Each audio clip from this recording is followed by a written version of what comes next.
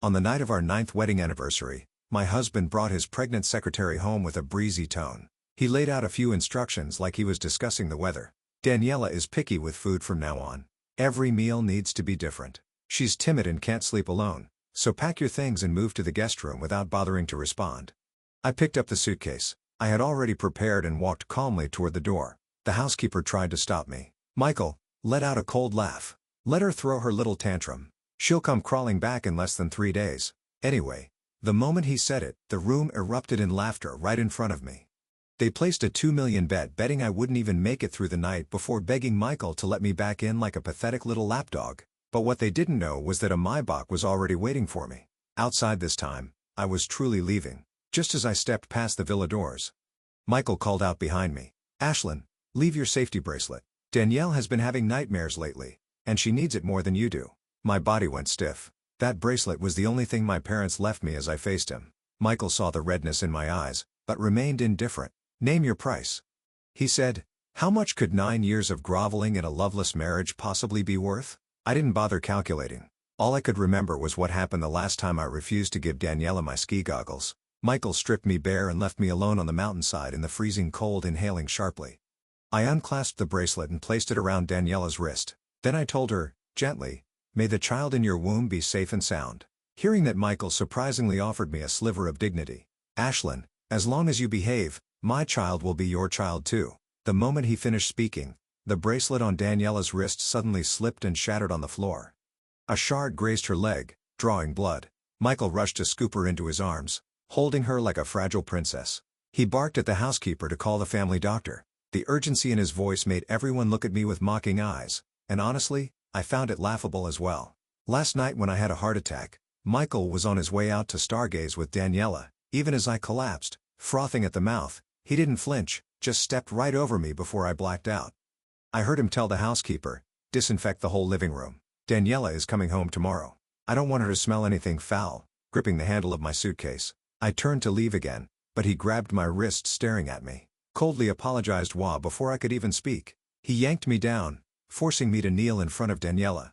My knees scraped against the shards of jade, leaving bloodstains on the pale floor. Seeing the mess, Michael released me with a look of disgust. "You broke her bracelet on purpose and injured her. Don't you think an apology is the least you owe her?" Since marrying Michael, "I'm sorry" had become my most used phrase. The soup I cooked was too bland, so I apologized. Worried that he might feel uncomfortable after drinking, I sent him a message disrupting his peace. I apologized again. I stumbled upon a text from Daniela inviting him to a hotel. And once more, I found myself saying, "I'm truly sorry for invading your privacy." With blood in my mouth and pain in my bones, I straightened up, resigned. Bowing 180 degrees to Daniela, I offered 3 deep apologies. Then I looked at Michael with cold, empty eyes. "Is that enough?" I quietly asked, his chest rose sharply. I fixed on the blood at the corner of my lips. "Ashlyn," he smeared, "your precious old man isn't here to protect you anymore. Who are you pretending to be so pitiful for?" Before I could answer, the family doctor arrived, brushing past me like I didn't exist. Michael led him straight to Daniela's side. While Michael's world revolved entirely around Daniela, I walked swiftly out the door. I had barely stepped outside the villa when a car horn sounded twice. Beep beep. I saw a silver sedan parked just beyond the iron gate and quickened my pace, hope rising in my chest. But before the gate could open, 2 bodyguards emerged from the shadows. They grabbed me roughly and dragged me back into the villa. Inside the study, Michael had me tightly bound, arms restrained behind my back without warning. He ordered someone to drive a needle thick as a child's arm into my vein from behind the half-open door. I heard the doctor speaking nervously. "Mr. Hudson, although both Madam and Ms. Daniela have Rh-negative blood, Madam has a long history of heart disease. Forcing a blood draw could trigger acute shock. I really think we should go to the hospital, and no need to persuade me." Michael's voice was icy. "Your only job is to make sure Daniela gets better. I'll handle everything else." I heard his footsteps approaching. Slowly closed my eyes. "Does it hurt?" His tone for once carried a trace of gentleness. "Hang in there. It'll be over soon." I turned my head away, unwilling to waste a single word on him. By the time they had drawn 800 cubic centimeters of blood, my lips were already turning purple. Just then, a faint cough echoed from the master bedroom. It was Daniela. Upon hearing it, Michael immediately pushed the doctor's hand aside and ordered him to draw blood twice as much. The doctor, drenched in cold sweat, warned him again. If I continued, Madam could die. Michael paused for only 2 seconds before replying coldly, Daniela is pregnant and the baby comes first, but without hesitation, I interrupted the doctor. Just do it. But after this, let me go. Looking at my bloodless face, Michael's eyes flashed with cold fury. He opened his mouth to scold me, ready to ask if I'd had enough of this childish tantrum. If I was really going to abandon our home over something so trivial, then Danielle is delicate. Voice rant from the bedroom, Michael, and just like that, he left me behind. 2 days later, I woke up in a hospital room, still weak from the shock. As soon as I opened my eyes, I saw Michael sitting at the side table flipping through documents. Our eyes locked for a long moment, expressionless. He picked up a bowl of porridge and moved to feed me. I shook my head. I'll do it myself. He said nothing, just watched me quietly as I ate half the bowl. Then he asked, "Do you feel unwell anywhere?" I didn't answer the question and said, "Please give me my phone." Perhaps my tone was too distant because he froze for several seconds before calling the housekeeper to bring it over. As I checked my phone, I noticed numerous missed calls. "Who's been calling you?" Michael's voice cut, and suddenly he never used to ask questions like this. A hint of annoyance flooded through my eyes. "Someone you don't know," I replied flatly. He unfastened the top button of his shirt, leaning over me with a cold gaze. "Ashlyn, how long do you plan to keep up the spoiled act? I give you an inch. And do you want the whole mile?" In the past, whenever he got angry, I'd rush to reflect on my mistakes, try to soothe him, fix things, make peace. But now I simply pointed to his buzzing phone and said, without emotion, "It's Daniela." The moment her name left my lips, Michael's expression softened with a hint of a smile without another glance at me. He stepped into the corridor to take her call. As soon as he left, my phone rang. Taking a deep breath, I answered the call before I could say anything. The voice on the other end broke through, anxious and urgent.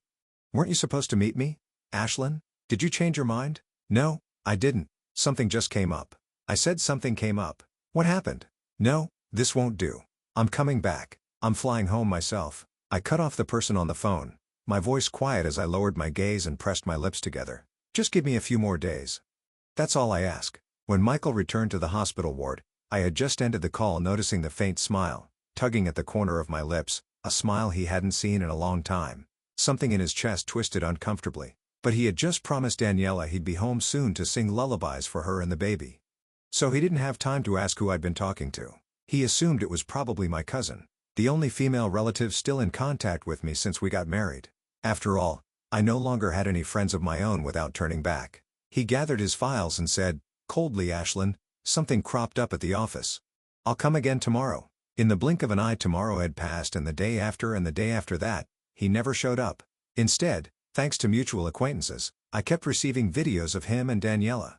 He took her to dinner at Gale's. He looked like a giddy young boy in love, showing her off to everyone like she was the greatest prize.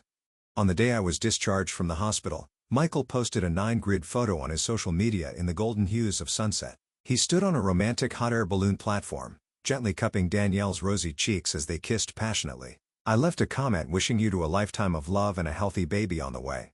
10 minutes later, my phone rang. It was Michael. I didn't pick up. 30 minutes after that, I finished the discharge process alone, and just as I walked past the Beyond department, I saw Michael. And beside him was Daniela. I overheard a young nurse at the consultation desk say, sweetly to Daniela, "Mrs. Hudson, your husband really adores you. He comes with you every time, and even warms the ultrasound gel himself so you won't feel cold." During the checkup, the surrounding pregnant women looked at her with open admiration. My hand moved subconsciously to my stomach. I remembered there had been a child here once. On the day of a car accident, I suffered a miscarriage due to blood loss.